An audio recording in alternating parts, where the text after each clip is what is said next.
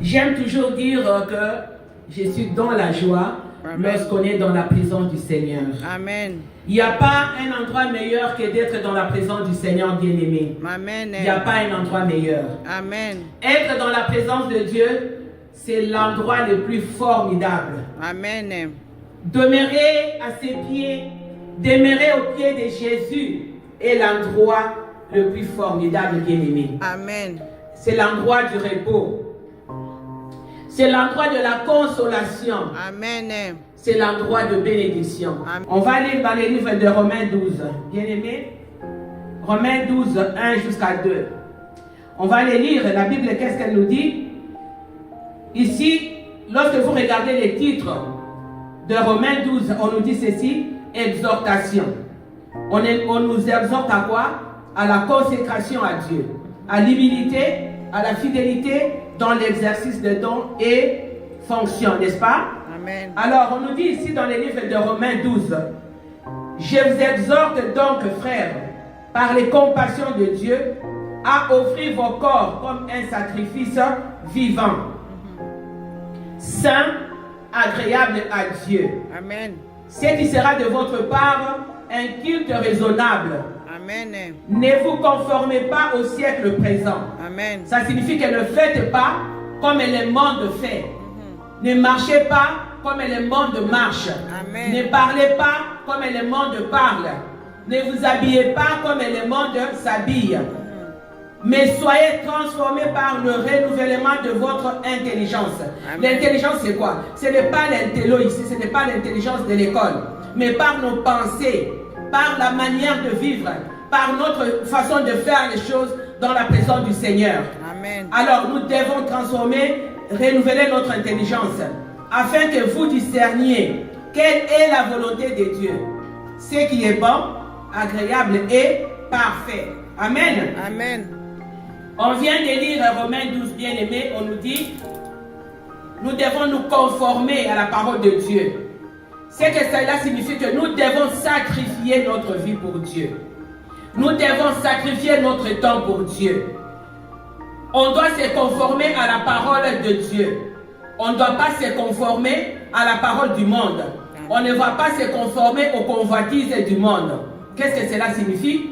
Qu'on ne va pas marcher dans la débauche, qu'on ne va pas marcher dans les mensonges, qu'on ne va pas marcher dans l'ivrognerie, qu'on ne va pas marcher dans les critiques, dans les médisances.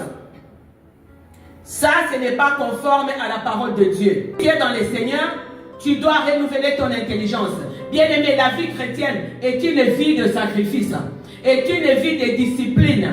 On doit offrir nos corps à Dieu, pas des corps rebelles. Lorsque tu offres ton corps, tu dis, moi Seigneur, je vais offrir mon corps à toi. Ça signifie que je vais donner ma vie pour toi. Amen. Mon corps ne sera pas un corps de prostitution.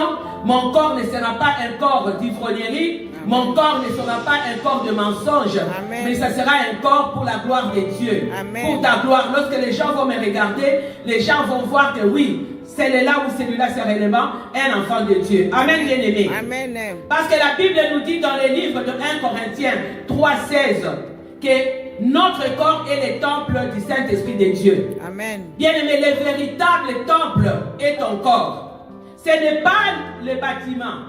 Parce que Dieu ne réside pas dans les bâtiments. Amen. L'Esprit de Dieu ne réside pas dans les bâtiments. L'Esprit de Dieu réside dans nos corps.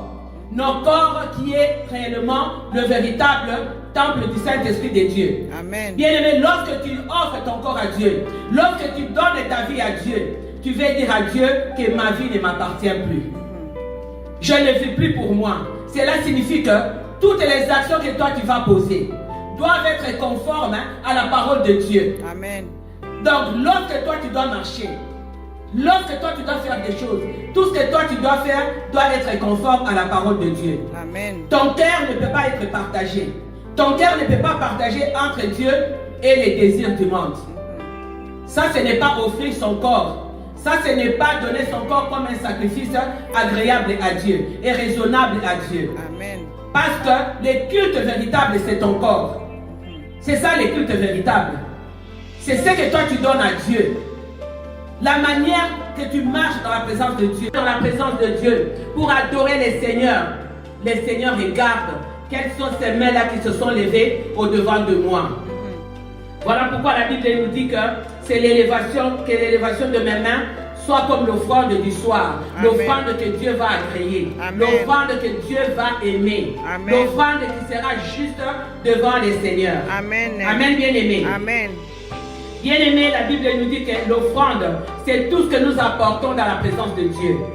On peut apporter nos prières dans la présence de Dieu, on peut apporter nos vies dans la présence de Dieu, on peut apporter nos corps dans la présence de Dieu, on peut aussi apporter l'argent dans la présence de Dieu bien-aimé. Alors, offrir, qu'est-ce que cela signifie? Lorsque tu donnes, offrir, ça signifie donner librement, sans contrainte, sans espérer un retour selon. Lorsque tu donnes, tu n'espères pas que lorsque je donne telle chose à quelqu'un, automatiquement la personne là doit me rembourser quelque chose. Mais lorsque tu donnes, tu le donnes avec amour, avec conviction de ton cœur, avec sincérité de cœur. Lorsque je donne mon argent, je sais pourquoi je donne ça. Je ne donne pas en murmurant, mais je donne parce que j'aime donner à Dieu. Amen. Je donne parce que Dieu est amour. Dieu s'est sacrifié pour moi. Amen. Bien-aimé, l'offrande exprime notre confiance en Dieu. Amen. Et notre désir de lui être agréable. Amen. Quand tu donnes, bien-aimé, Dieu regarde au cœur. Dieu regarde si le cœur qu'il lui a donné, c'est un cœur sincère. Dieu regarde est-ce que les mains qui vont donner, ce sont de mains pures. Amen. Ce sont de mains sincères. Amen. Dieu regarde à tout cela. Alors c'est pourquoi nous allons prendre nos Bibles bien-aimés. Nous allons lire dans les livres de Romains. Romains 12.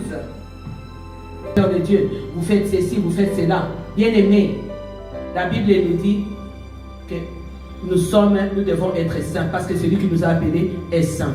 Amen. Dans les livres de 1 Pierre 1, 15. Que celui qui nous a appelés est saint et que nous devons aussi être saints dans toute notre conduite. Amen. Bien-aimés, le temps que nous vivons maintenant, c'est un temps de grâce. C'est un temps de grâce. C'est le temps de grâce que Dieu nous donne pour arranger notre relation avec Dieu.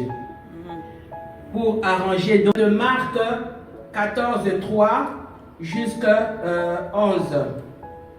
La Bible nous dit ceci. Parfum répandu sur la tête de Jésus à Béthanie.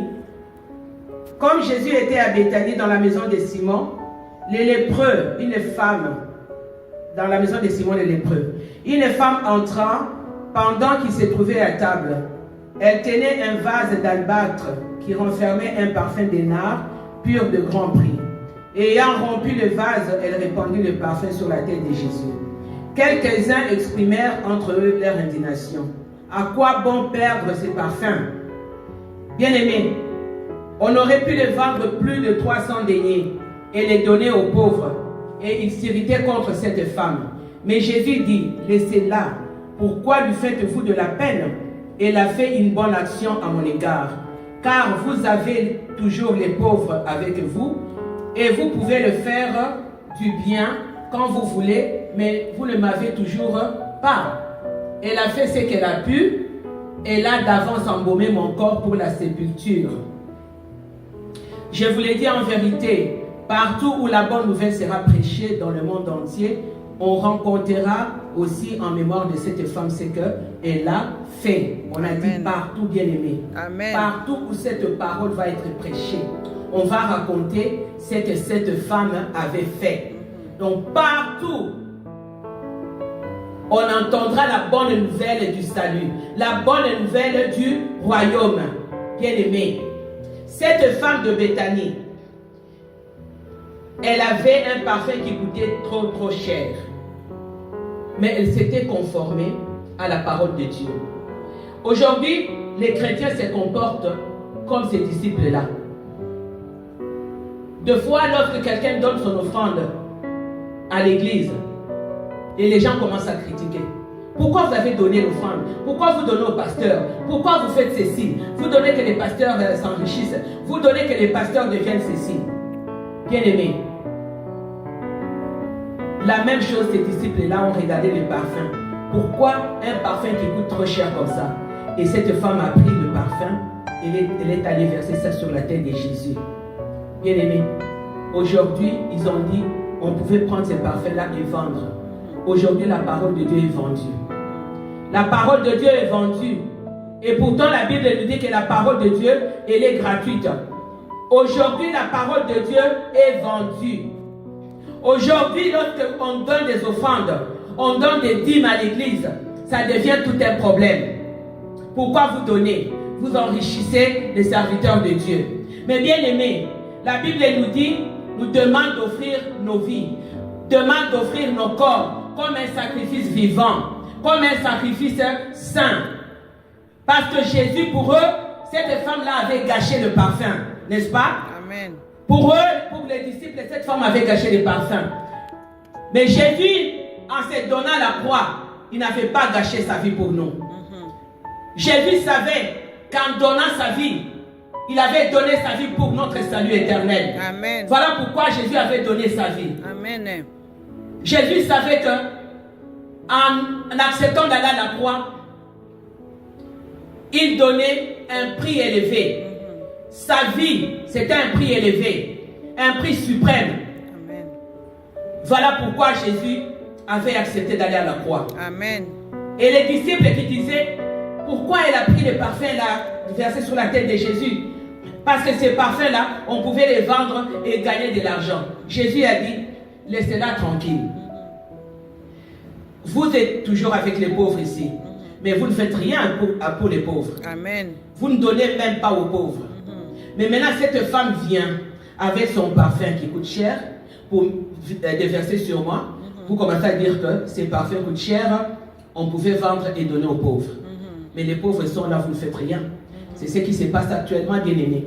Il y a beaucoup de gens qui ont de l'argent. Qu'est-ce qu'ils font pour les pauvres?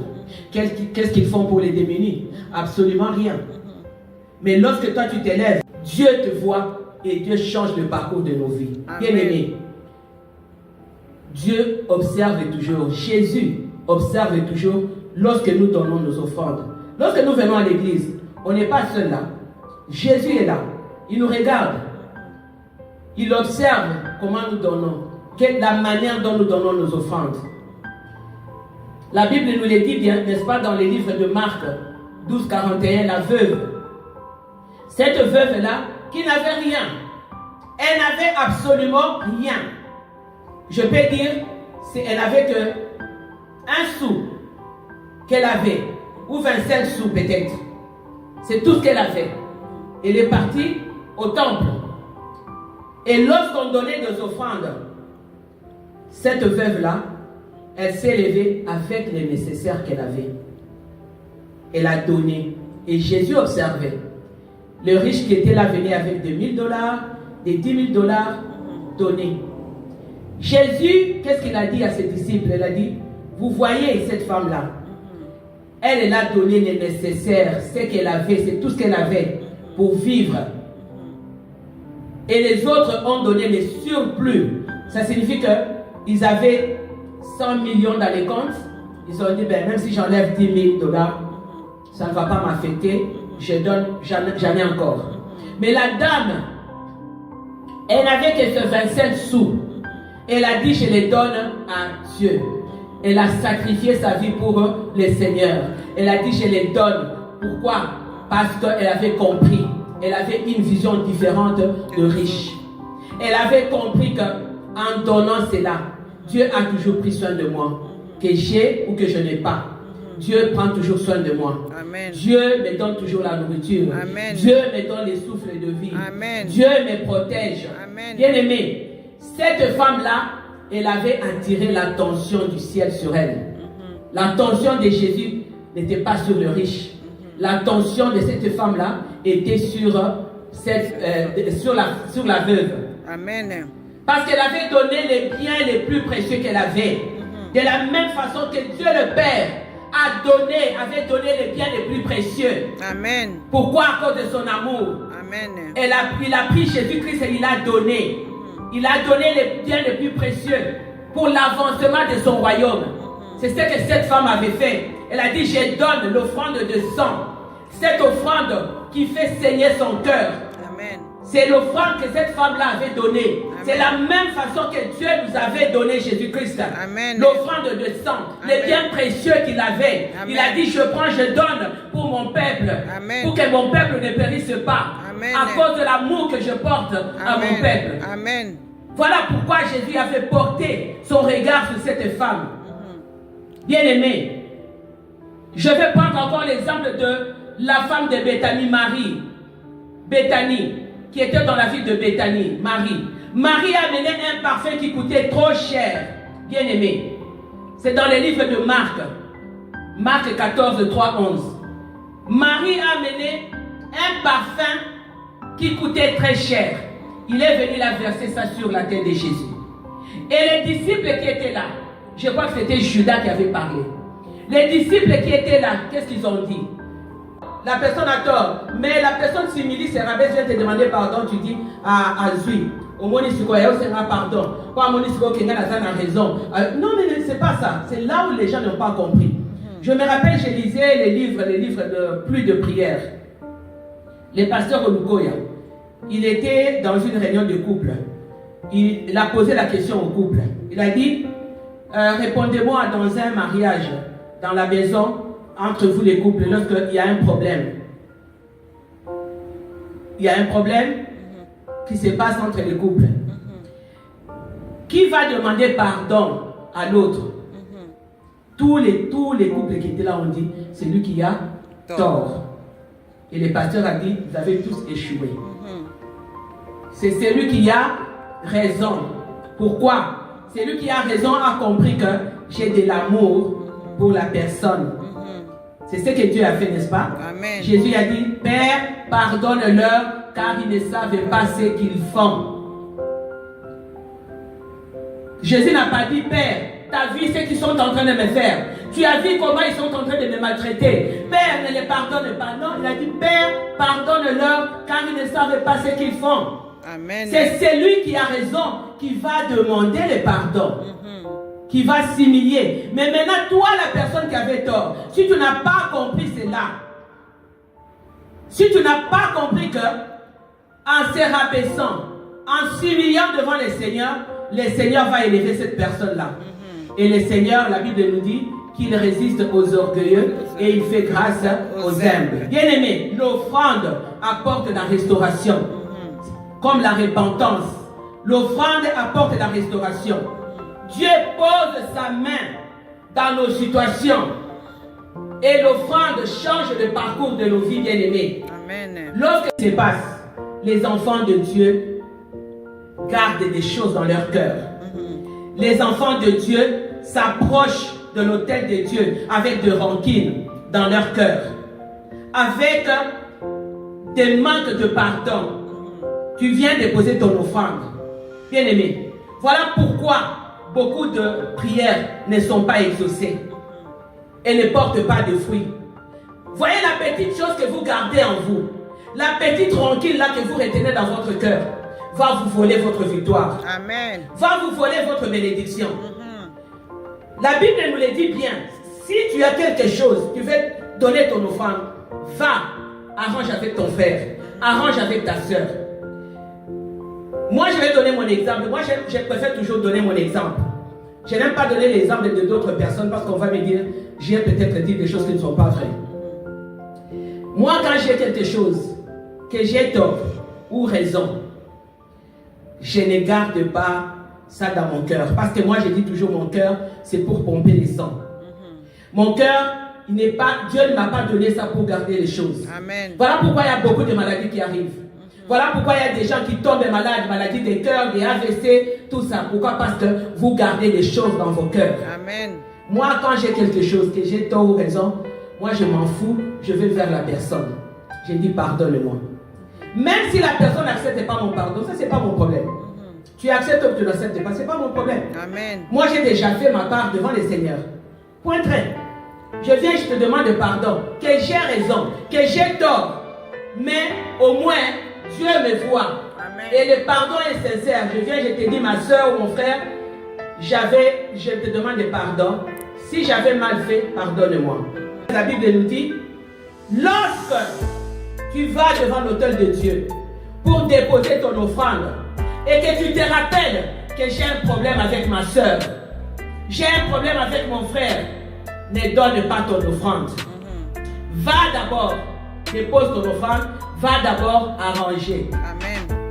C'est ce que Dieu a fait, n'est-ce pas? Amen. La Bible nous dit, il a aimé, il a donné pour qu'il ne périsse pas. Amen. Il n'a pas, la Bible ne nous dit pas il a donné, après il a aimé. Non. Il a aimé, il a donné pour qu'on ne périsse pas. Amen. Donc la même chose aussi, bien aimé, avant que tu te donnes ton offrande, tu dois aller réparer.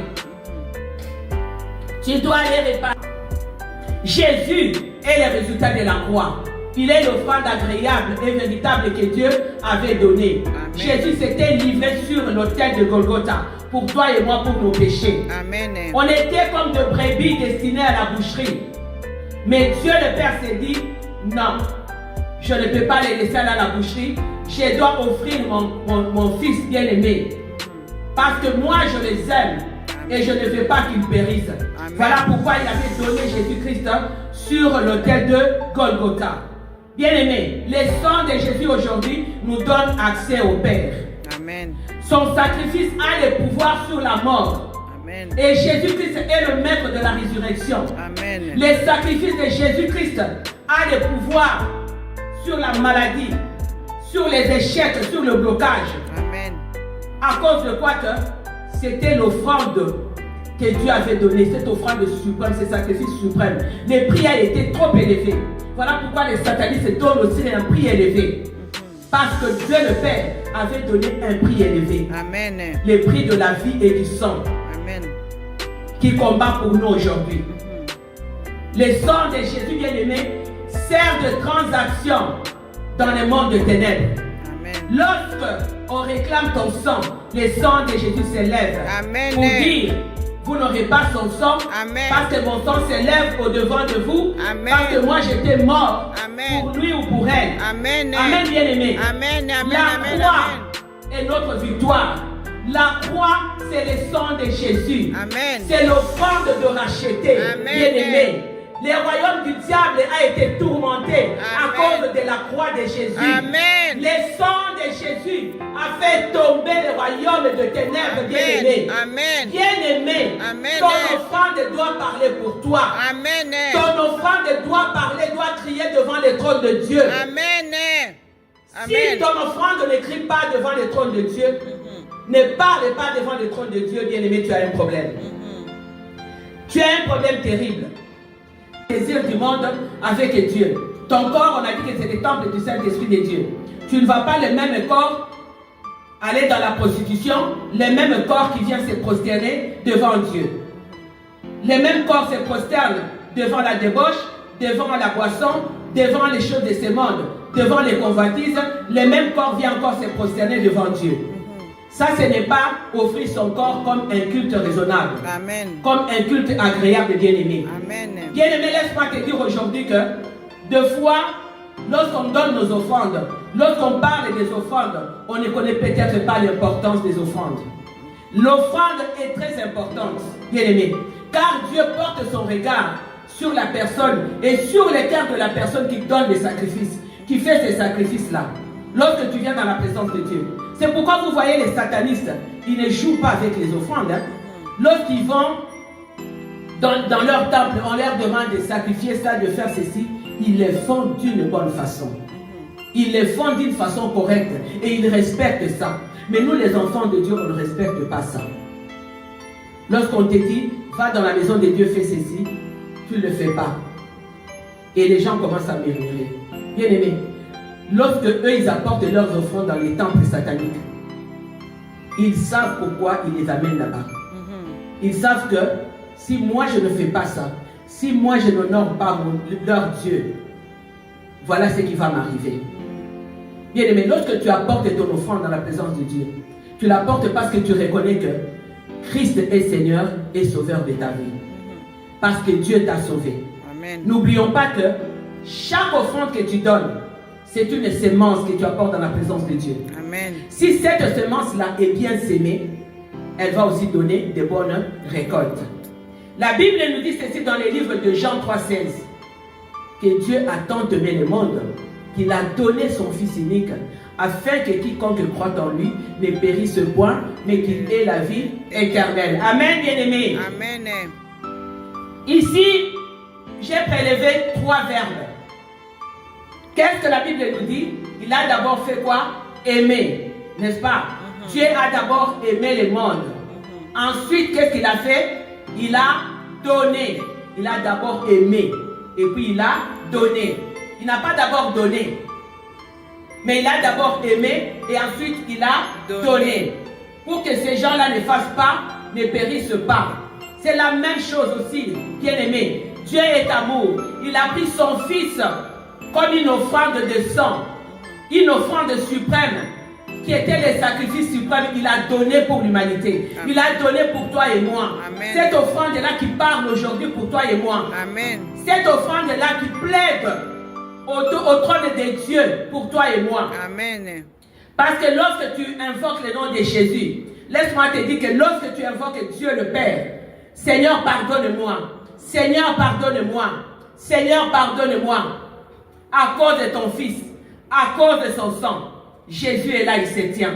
Amen. Il dit, Père, souviens-toi que j'étais mort pour elle. Amen. Souviens-toi que j'étais mort pour lui. Amen.